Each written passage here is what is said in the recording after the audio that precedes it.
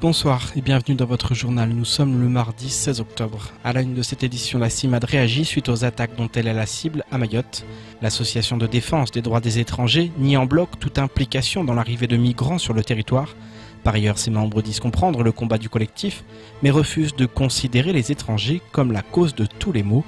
Si les divergences sont nombreuses, des points d'accord sont à relever avec le collectif, notamment en ce qui concerne les titres de séjour délivrés à Mayotte. Daniel Nderagakura. Sous le feu des critiques depuis sa création à Mayotte en 2008, le groupe local de la CIMAD travaille au quotidien pour défendre les droits des étrangers. Souvent pris pour cible par les membres du collectif des citoyens de Mayotte, l'association assure comprendre la colère. Cependant, elle considère que l'État est à l'origine des problèmes. On comprend effectivement la colère des personnes, le désespoir des personnes. Néanmoins, on se trompe de combat. Plutôt que de s'attaquer à des personnes migrantes, à des personnes donc, qui ne sont pas de nationalité française, il faudrait encore une fois parler des origines, des causes de tous ces problèmes. En l'occurrence, le fait qu'il manque d'infrastructures, le fait que dans la santé, dans l'éducation, il y a énormément de manques. Et ça, c'est qui? C'est l'État. C'est l'État où il y a un manque clair d'investissement. Et plutôt que de parler du fait qu'il n'y a pas la CMU, du fait qu'il n'y a pas l'AME, du fait qu'il y a effectivement des rotations scolaires, on est toujours en train de blâmer son voisin, la personne qui vient d'arriver. On vous a expliqué que le but de la CIMAD, c'est manifester la solidarité active avec ceux qui souffrent, ceux qui sont exploités. Effectivement, à Mayotte, on souffre. Et sur ce plan-là, on est d'accord. On est tout à fait d'accord avec eux pour lutter contre, donc lutter pour l'égalité. Mais par contre, la cible plutôt qui est l'immigration, là, il y a la divergence. Des divergences telles que les membres du collectif accusent la CIMAD d'être complice de l'arrivée de personnes originaires de la région des Grands Lacs en Afrique. Puisque la CIMAD a quand même une notoriété au niveau national et international. Bien sûr. De telles accusations, ça ternit l'image de la CIMAD. Et nous, on ne supportera pas qu'on ternisse l'image de la CIMAD. C'est pour cela que nous lançons l'appel avec eux. Je crois que vous leur avez posé la question, est-ce que vous avez saisi le procureur? Je n'ai pas très bien compris la réponse, mais nous, on est prêts à aller avec eux chez le procureur pour que la vérité soit faite et qu'on puisse détecter ces personnes. Si jamais qu'il y a des personnes qui agissent au nom de la CIMAD dans le réseau de trafic, etc., que ces personnes-là soient traduites en justice. Si ces accusations s'avèrent fausses, la CIMAD attaquera en justice ses auteurs. Cependant, l'association rejoint le collectif sur certains sujets, tels que la possibilité pour les personnes titulaires d'une carte de séjour de circuler sur l'ensemble du territoire national. Depuis 2014, nous avons sorti un communiqué pour dénoncer la loi dans le régime dérogatoire en disant que en appliquant ce régime, Mayotte sera un sas. Donc Mayotte allait avoir un sas.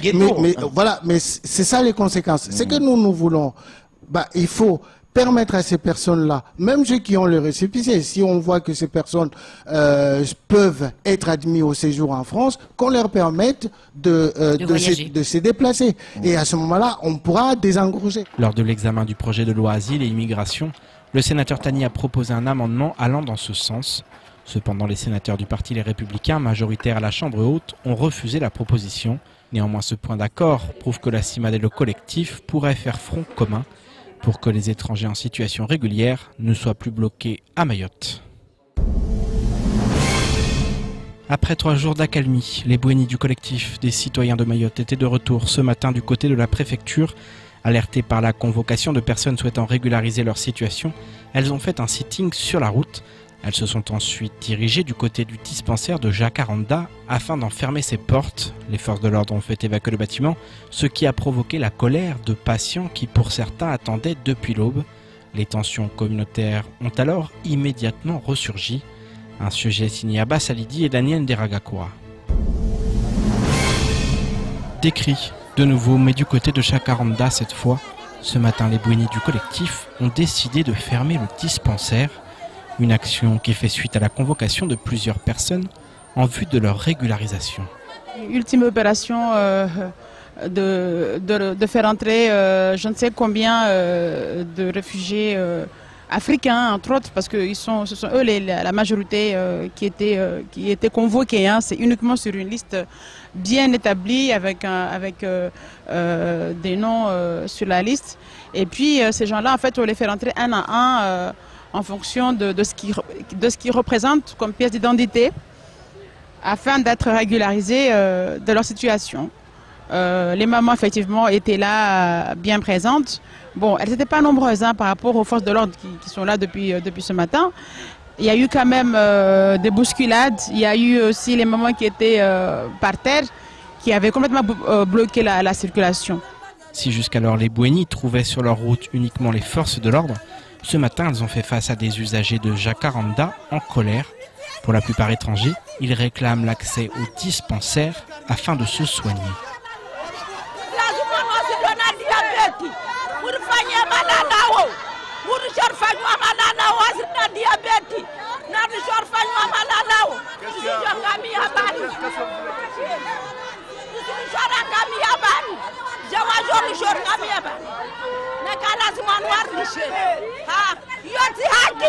Les jours passent et les tensions ne cessent d'augmenter sur le territoire. Les membres du collectif de Mayotte en sont pleinement conscients et disent en tirer les conclusions. On est encore là, les gens sont encore là, les tensions sont toujours vives au sein de la population, au sein aussi des forces de l'ordre. Mais bien évidemment, on regarde et puis on observe et puis on tire les conclusions qu'il faut. Pour la première fois ce matin, les forces de l'ordre ont dû faire face à deux groupes en colère et prêts à se faire face. Autant dire que la cocotte minute sociale semble au bord de l'explosion. Santé et dispensaire, toujours conseillé par les professionnels de la santé, recommandé par une majorité de mamans en France, boudé par d'autres, l'allaitement n'a pas fini de faire débat. Une étape qui peut s'avérer difficile et décourager certaines femmes. En cette semaine mondiale de l'allaitement, l'accent est mis à Mayotte sur la mise à disposition d'informations pour convaincre ces mères des bienfaits du lait maternel et apporter des réponses à leurs questions. Marion Tellier s'est rendue au dispensaire de l'Abattoir afin d'en savoir plus. Reportage. Allaitement maternel ou biberon. Chaque maman est libre de choisir ce qui lui convient le mieux, mais indéniablement, le lait maternel apporte beaucoup aux nouveau-nés. Aujourd'hui, c'est près de 70% des Françaises qui décident d'allaiter dès la naissance. Pour les accompagner dans cette démarche, elles peuvent compter sur les conseils de sages-femmes et infirmiers de PMI locales. On y préconise alors l'allaitement. Des séances d'information ont lieu en permanence, plus particulièrement lors de cette semaine mondiale où l'on en vante les bienfaits. Les bienfaits de l'allaitement sont multiples, autant sur le plan du bébé que pour la maman. Pour le bébé, il y a d'abord dans le premier temps le colostrum, le tout début de l'allaitement, avec ce premier lait qui n'est pas vraiment un lait, qui est un lait de transition, où il y a beaucoup d'anticorps. Et ce qu'on peut remarquer qui est intéressant dans l'allaitement maternel, c'est que le lait varie durant l'allaitement, durant la journée, puis aussi en fonction de l'âge de l'enfant, qu'il est toujours adapté à l'âge de l'enfant. Même sur un accouchement prématuré, le lait est aussi adapté en fait. Donc très digeste et apporte tous les nutriments nécessaires à l'enfant, est très complet. Pour certaines, c'est une évidence. L'allaitement s'avère être tout ce qu'il y a de plus naturel et les gestes s'enchaînent avec aisance. Pour d'autres, donner le sein à son bébé est bien plus compliqué. Douleur, fatigue et doutes sur la mise en route de l'allaitement peuvent entraîner une grande anxiété pour les jeunes mamans. Malgré ces réticences, ce matin, les femmes présentes à la PMI de l'Abattoir étaient unanimes. L'allaitement leur offre un lien tout particulier avec leur enfant. Ça nous permet de nous rapprocher, la confiance aussi, que l'enfant se sente en sécurité dans les bras de sa mère.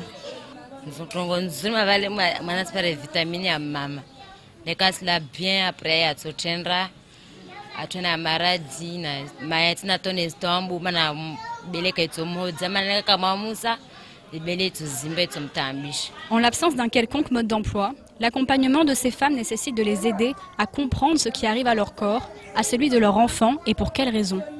2 animatrices interviendront à ce titre dans les PMI de l'Abattoir, Kaweni, Dembeni et Zumonier jusqu'au 19 octobre.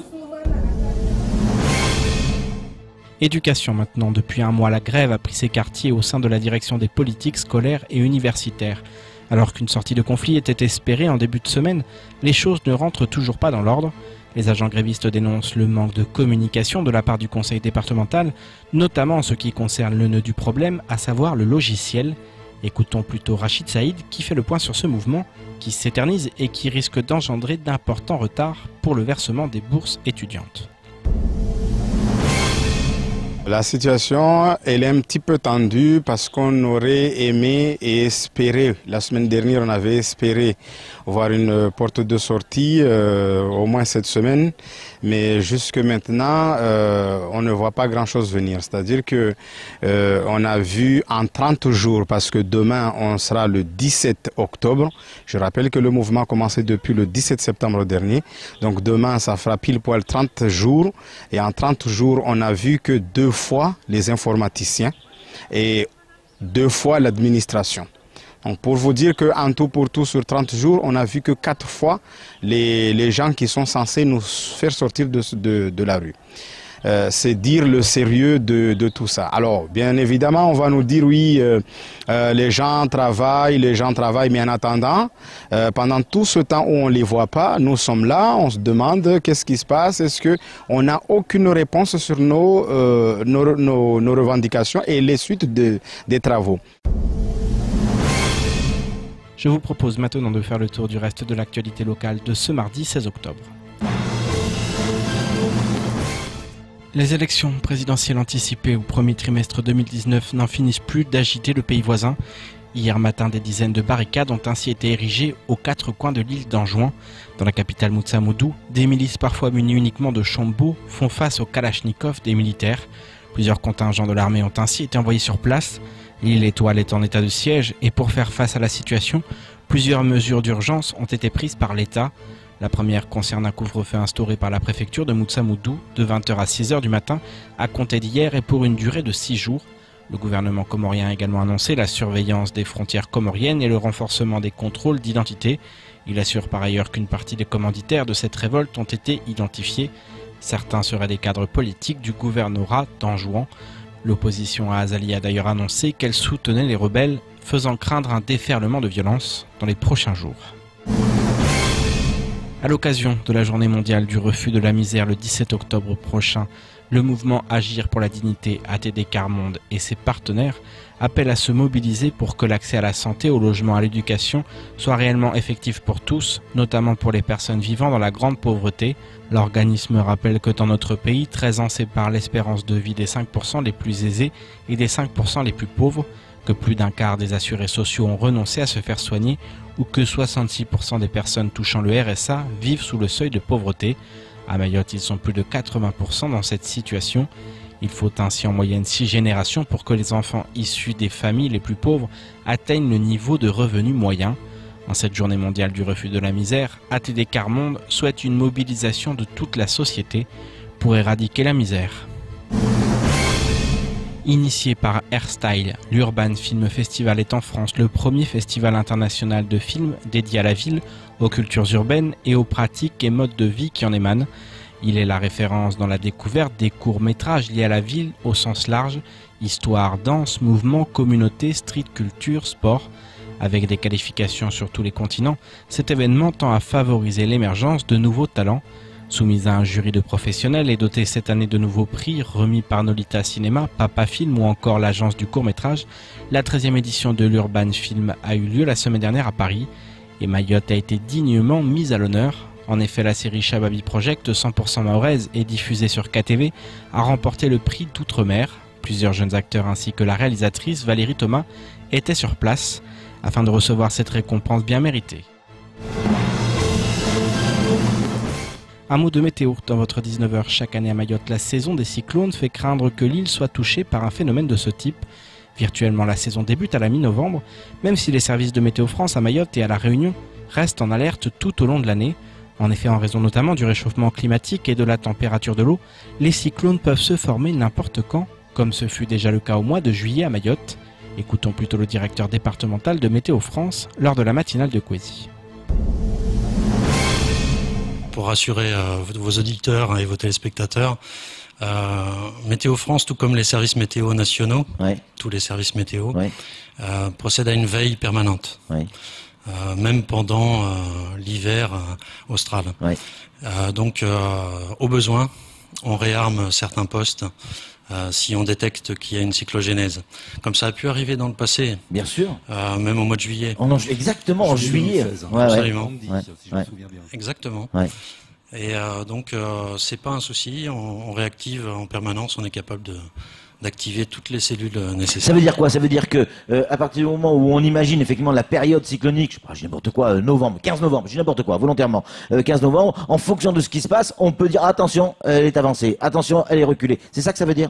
Absolument.